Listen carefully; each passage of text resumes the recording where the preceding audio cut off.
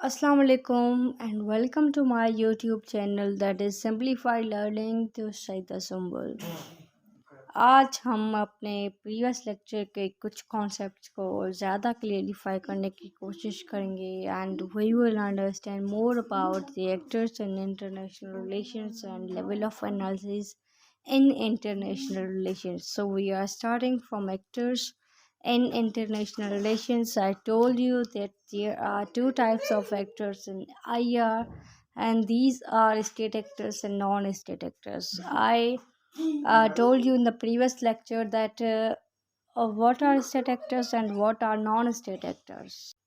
I showed you this picture and told you that state actors are states and countries themselves, and non-state actors are terrorist groups, or they may be multinational corporations, MNCs, they may be non-governmental organizations, NGOs.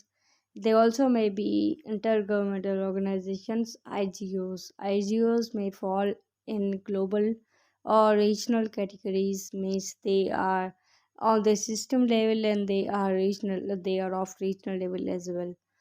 And I also told you that NGOs and MNCs are transnational actors, means they run from one state to another state and they may run from more than two states. तो मैंने ये सारे concepts आपको बता दिए थे, लेकिन आज मैं आपको जो बताने वाली हूँ वो ये है कि नॉन एक्टर्स जो हैं वो स्टेट एक्टर्स को किस तरह से इन्फ्लुएंस करते हैं और किस तरीके से।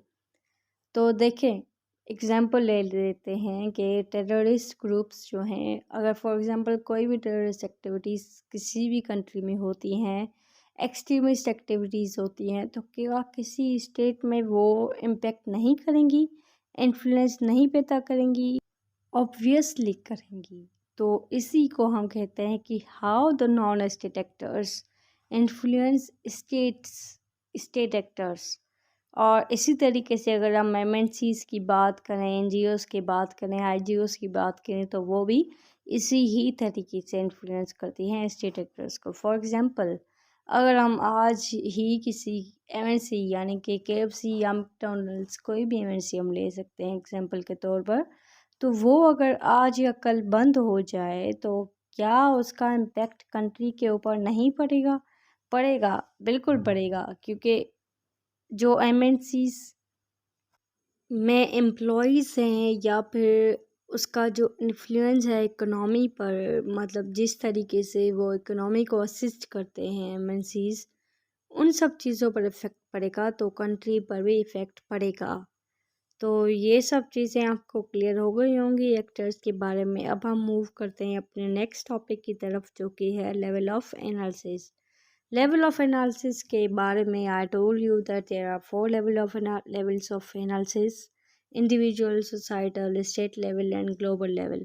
तो इंडिविजुअल लेवल में एक्चुअली हम करते ही क्या है, वो actually analyse the individual personality of a person, के how he thinks individually, what he has experienced personally. तो हम उसको पर्सनली देखते हैं। अगर हम एडोल्फ हिटलर की बात करें तो एडोल्फ हिटलर पर्सनली क्या था? वो एक डिक्टेटर था। पर्सनली उसका शौक क्या था? पर्सनली उसका शौक ये था कि वो पावर को सेंट्रलाइज करे। मतलब उसकी दुश्मनी थी ज्यूस के साथ। ही नेवर वांट के ज्यूस की पॉपुलेशन इंक्रीज़ हो। तो ये जो है वो उस एडोल्फ हिटलर की पर्सनैलिटी इंडिविजुअल लेवल के हिसाब से अगर हम एनालाइज करें तो हम इस तरीके से कह सकते हैं। उसके बाद हम सोसाइटल लेवल की बात करें तो सोसाइटल लेवल में हम देखते हैं आवाम को, लोगों को, उनके ओपिनियंस, उनके थॉट्स, इसको हम स्टडी करते हैं। और हम देखते हैं कि किसी एक स्टेट के अंदर जो सोसाइटी है वो क्या कर रही है, या फिर उस पर क्या इम्पेक्ट पड़ा है, या वो क्या सोच रही है। तो हम यहाँ पे फ्रेंच रिवॉल्यूशन का एग्जांपल ले सकते हैं, क्योंकि फ्रेंच रिवॉल्यूशन में सोसाइटल कॉजेज़ यही थे कि वहाँ पे सोशल इनजस्टिस थी और सोसाइटी ने यही स्लोगन रेज किया था कि हमें फ्रेटर्निटी, इक्वलिटी और लिबर्टी चाहिए। तो ये स्टेट लेवल हो गई। Societal level, sorry. उसके बाद हम स्टेट लेवल की बात करते हैं, तो स्टेट लेवल यानी कि हम कंट्री लेवल पूरे को देखते हैं कि कंट्री की गवर्नमेंट क्या सोचती है, उसके इंस्टीट्यूशंस क्या सोचते हैं, उनकी अपने क्या थॉट्स हैं और वो क्या चाहते हैं। इस तरीके तरह अगर हम देखें तो फ्रेंच रेवोल्यूशन का एग्जांपल लें, तो उस वक्त स्टेट जो थी वो बहुत बैंकरप्ट थी। उस वक्त जो स्टेट के इंस्टीट्यूशंस थे वो फेल हो चुके थे और वो नहीं कॉप कर रहे थे इस सिचुएशन को। तो स्टेट लेवल ऑफ एनालिसिस को इन शॉर्ट अगर मैं कहूँ तो हम पूरे स्टेट के बिहाफ पे स्टेट की पूरे कंट्री को हम एनालाइज करते हैं, उसको नज़र में रखते हुए हम रिलेशंस को देखते हैं। आफ्टर दैट हमारे पास ग्लोबल लेवल यानी कि वर्ल्ड लेवल की एनालिसिस आती है। उस पे हम पूरे वर्ल्ड यानी कि पूरे ग्लोब को देखकर एनालाइज करते हैं रिलेशंस को, और उसमें हम ये देखते हैं कि अगर ये इवेंट है तो फिर उसका इम्पैक्ट ग्लोबल लेवल पे क्या पड़ा है। तो हम कॉन्टेम्प्ररी रशिया यूक्रेन इशू की बात करें तो उसका ग्लोबल लेवल पर इम्पैक्ट यही पड़ा है कि ऑयल प्रोडक्ट्स जो हैं वो बहुत एक्सपेंसिव हो गए हैं। इट इज़ बिकॉज कि रशिया का 55% ऑयल जो था वो यूक्रेन के थ्रू एक्सपोर्ट हुआ करता था। तो अब जब उनके आपस में रिलेशंस ठीक नहीं हैं तो जाहिर सी बात है उसका इम्पैक्ट पूरे ग्लोब पे ऑयल के सूरत में पड़ रहा है। तो that was global level of analysis. अब हम मूव करते हैं अपने नेक्स्ट टॉपिक की तरफ, जो कि मेन टॉपिक है आज के लेक्चर का, दैट इज़ फेजेस।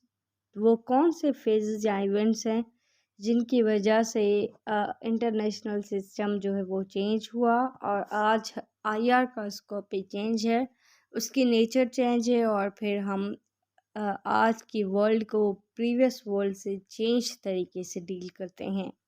तो लेट्स स्टार्ट। देखें, I had told you that these are the main events. Pre war के फॉर्म में हम पढ़ेंगे, फिर इंटर वॉर यानी कि वर्ल्ड वॉर 1 और 2 के बीच में जो एरा है that is called as inter war period. उसके बाद we have another era that is called as the cold war. Then we have post cold war यानी कि कॉन्टेम्प्ररी एरा। तो हम इन सबको पढ़ेंगे। फर्स्ट ऑफ ऑल हम इसमें बहुत सारे कॉन्सेप्ट हमारे पास आएंगे, लेकिन वी वांट टू समराइज क्योंकि these are the topics that we will be revising in our next topics in our European history, in current affairs, in these all subjects. तो हमने यहाँ पे बहुत समराइज्ड वे में पढ़ना है। तो हम कोई वॉर शॉर डिस्कस नहीं कर रहे, लेकिन मैं सिर्फ इतना बता रही हूँ आपको कि वो चेंजेस कौन कौन से थे और किस तरीके से वाइट हुआ इसका स्कोप आईआर का। तो देखें, प्री वॉर पीरियड जो था, पहली बात तो वो मल्टीपोलर था। उसमें बहुत सारे पावर्स थे, वो आपस में लड़ते थे, झगड़ते थे, मिलते थे, डिसीजंस करते थे और दीज ऑल थिंग्स। वहाँ पे प्री वॉर पीरियड में जो थ्योरी थी dominant, that was realism. Realism जब डोमिनेंट थी तो वॉर की बात होती थी। पीपल बिलीव्ड के भाई वॉर इज़ इनएविटेबल और वॉर तो होके ही रहेगी, and this was the psyche of people. उसके बाद अगर हम डिप्लोमेसी की बात करें तो क्लोज्ड डिप्लोमेसी थी, सीक्रेट बातें होती थी और इतनी ज़्यादा टेक्नोलॉजिकल एडवांसमेंट्स नहीं थी। और उसके बाद अगर हम कहें तो भाई इतना पेपर वर्क नहीं था, ओरल डिप्लोमेसी बहुत हुआ करती थी। इसकी बनिस्बत अगर हम आज की मतलब इंडो वॉर पीरियड की फिर हम बात करते हैं, वॉर के बाद फिर हम देखते हैं जब वर्ल्ड वॉर 1 के बाद लीग ऑफ नेशंस बनती है तो फिर उसमें हमें देखना पड़ता है एक मल्टीलेटरलिज्म आती है, उसमें एक ओपन डिप्लोमेसी के बाद हम देखते हैं कि एक हमें मॉडर्न वे ऑफ डिप्लोमेसी देखने को मिलता है और हम एक्सपीरियंस करते हैं, हम देखते हैं कि भाई न्यू टेक्नोलॉजिकल एडवांसमेंट्स आई हैं, न्यूक्लियर वेपन्स तो अभी तक नहीं आए थे, लेकिन मतलब एडवांसमेंट्स अलग से आ गई थी। उन्होंने इजाद करना स्टार्ट कर दिया था कि भाई ये चीज़ें, वो चीज़ें, वो चीज़ें। अच्छा, जब तक थ्योरी की बात करते हैं हम, तो पहले रियलिज़म थी, सिर्फ वॉर की बात है, लेकिन अब लिबरलिज़म और कॉपरेशन की बात भी होना शुरू हो गई थी। तो जब कॉपरेशन की बात और लिबरलिज़म की बात है, तो फिर पहले सिर्फ आर्म्स रेस इंक्रीज़ होती थी और ये सब चीज़ें, अब डेटरेंट्स की भी बात होती थी। अब सिर्फ आर्म्स रेस और न्यूक्लियर वेपन्स गेन करने की बात नहीं थी, लेकिन अब डेटर करने की बात भी थी।